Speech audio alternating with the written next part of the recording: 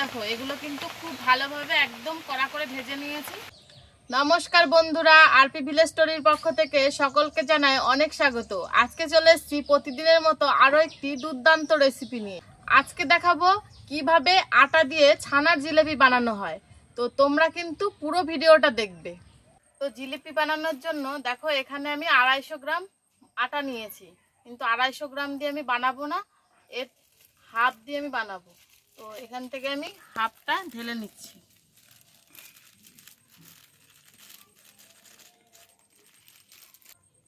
এ দেখো আটাটা ঢেলে নিয়েছি।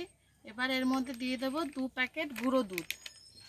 10 টাকা দামের যে প্যাকেটগুলো হয় সেই প্যাকেটের 2 প্যাকেট গুঁড়ো দুধ আমি দিয়ে দিচ্ছি। এবারে এর মধ্যে দিয়ে দেব ওই আন্দাজ করে 4 চামচ মতো সাদা তেল।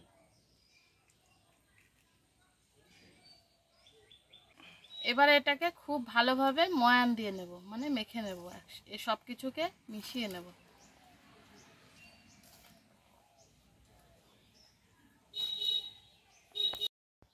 দেখো সব কিছুকে কিন্তু খুব ভালোভাবে মিশিয়ে নিয়েছি। এবার এর মধ্যে দিয়ে দেব অল্প অল্প করে জল, তারপরে খুব ভালোভাবে দুধটা আর আটাটা মেখে নেব। এ দেখো ছানার জিলিপি করার জন্য কিন্তু আটা আর দুধটাকে খুব ভালোভাবে মেখে নিয়েছি। এবারে এটাকে ঢাকা দিয়ে ওই 10 মিনিট মতো রেখে দেব। প্রায় 10 মিনিট এই ডোটাকে কিন্তু মেখে রেখেছিলাম। এবারে চাটুটার উপরে নিয়ে আরেকবার খুব ভালোভাবে মেখে নেব।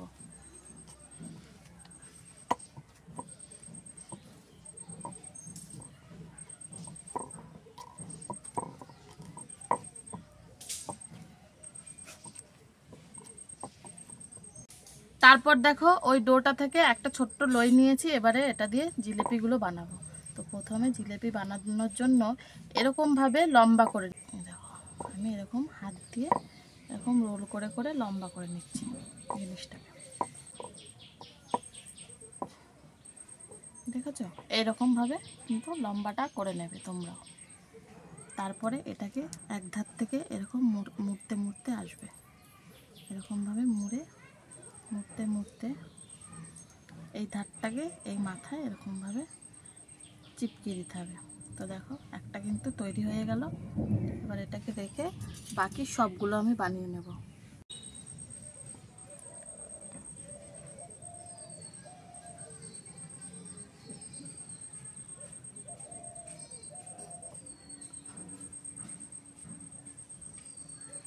এ দেখো সব ছানার জিলিপিগুলো কিন্তু আমি তৈরি করে নিয়েছি। এবার এগুলোকে তেলের মধ্যে ভাজবো।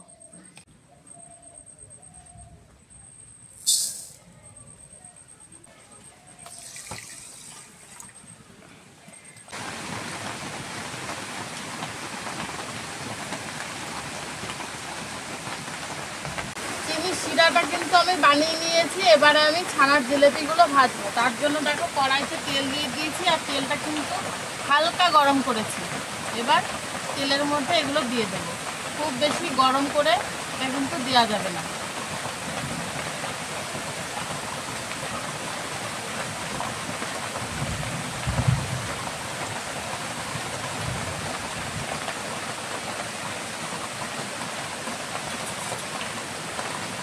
এবার এগুলোকে হালকা হালকা আছে খুব ভালোভাবে ভেজে নিতে হবে, একদম কড়া করে ভাজবে।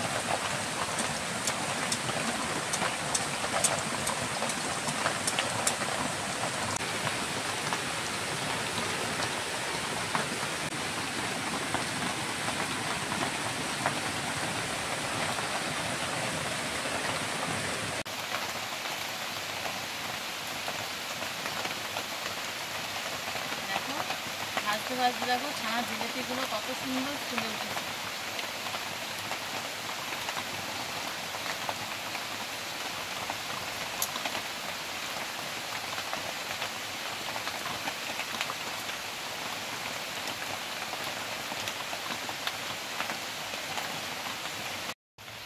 এ দেখো এগুলো কিন্তু খুব ভালোভাবে একদম কড়া করে ভেজে নিয়েছি।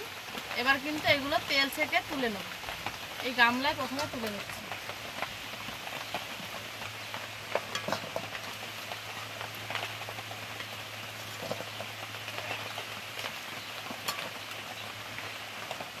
জিলিপিগুলো দেখো দেখতে কতটা সুন্দর লাগছে।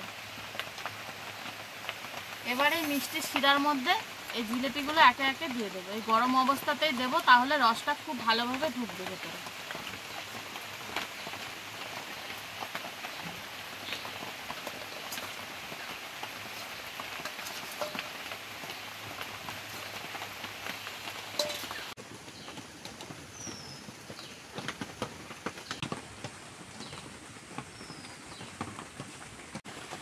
এই দেখো বন্ধুরা, ছানার জিলিপি একদম রেডি। তোমরা ঝটপট বাড়িতে বানিয়ে ফেলো আর আমাকে কমেন্টে জানাও রেসিপিটা তোমাদের কেমন লাগলো।